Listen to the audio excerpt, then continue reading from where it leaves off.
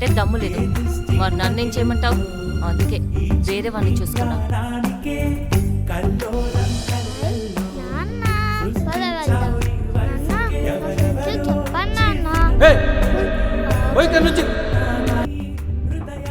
వీడి దచ్చం నా పోలికే. నాన్న నాన్న వద్దు నాన్న వద్దు నాన్న.